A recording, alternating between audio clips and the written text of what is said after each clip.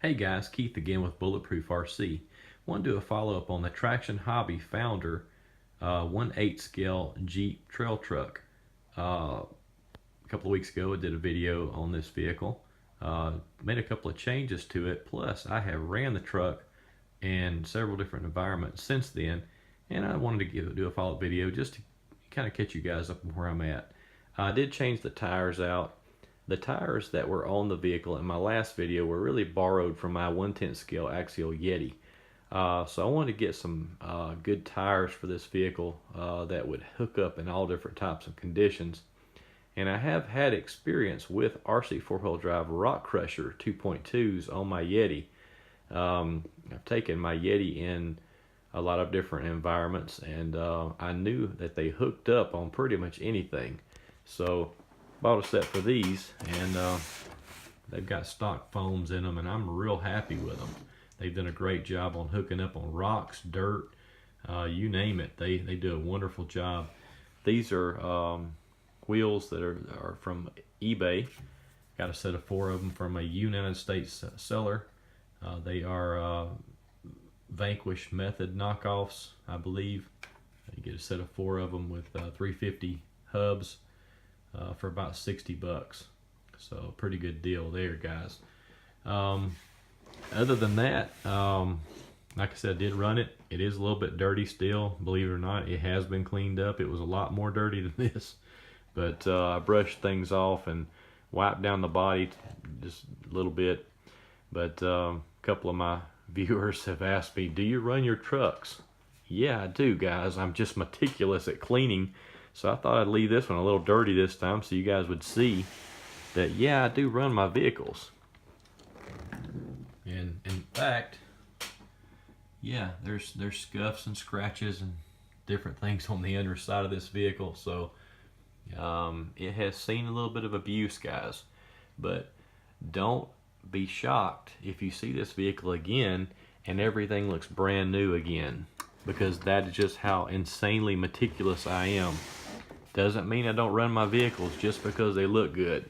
I don't know, I can't leave my RCs in just terrible shape, and yeah, I like to look at them as much as I do run them. So anyway, I'm gonna pull the body off and I'll show you some other changes I've made. Okay, really the only change that worth mentioning that I've made under the hood is the motor. In my last video I had Hobby Star Pro 4 550 size motor censored in it. This is a great motor. I've ran it in several vehicles, including a Rock Ray.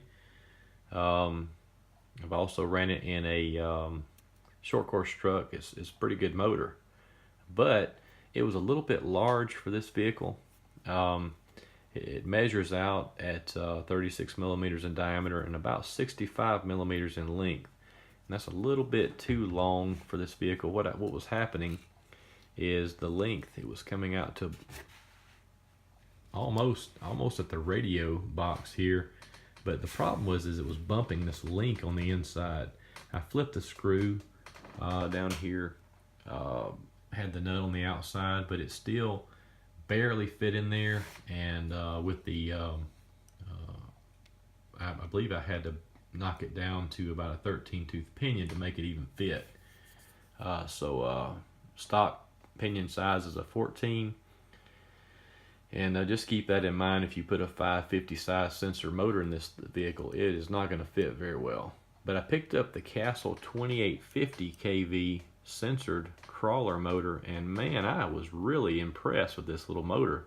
It's about the size of a 540. It's about 36 millimeters in diameter, and I believe it's about 56 millimeters in length.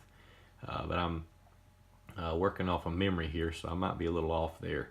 I put the 14 tooth stock pinion on it, and this thing was just literally doing wheelies across the yard. It was so powerful, and that was on 3S. This motor can do 4S. I paired it up with the Hobby Wing Pro SC 120 amp censored ESC, and that can do 4S as well. So I don't even know what this thing would run like on 4S, but literally with the 14 tooth pinion I had to bump it down to an 11 because it was literally too fast. It was running wheelies, and I was starting to get concerned over the drivetrain, even though the drivetrain's all steel. It just seemed like it was too much for this vehicle. So some big things come in small packages, guys. So Castle got it right with these crawler motors. Excellent choice for this vehicle. Keep that in mind if you're interested in Traction Hobbies vehicles. Again, I want to clarify where you can buy the kits and all the parts for these vehicles, and that is Premier Model Supplies. They are based out of Australia, but I've ordered a couple of things and they've shipped things to me within 2.5 weeks, so they're pretty quick. Another thing I've done to this vehicle is Traction Hobbies offers a anti-torque twist kit, and what that does is it actually changes this half of the center transmission and puts an extra gear in here, and it reverses the front drive shaft to turn the opposite direction from the rear, and that actually makes this thing, I mean, it really does eliminate torque twist altogether. So it's a pretty good upgrade. And I ordered that from Premier Hobbies and got it really quick. So don't be afraid to buy Traction Hobbies 8-scale crawler, guys, because you can get the kits, the parts, and everything. Yes, you have to order them. No, you can't go to a local hobby shop and get them just yet. But what I did is I ordered some rod ends, I ordered some spur gears, you know, just some little assortment of screws, just for in case you might lose a screw or break a rod end. But I haven't broke anything on this truck, and I will tell you, it has been run.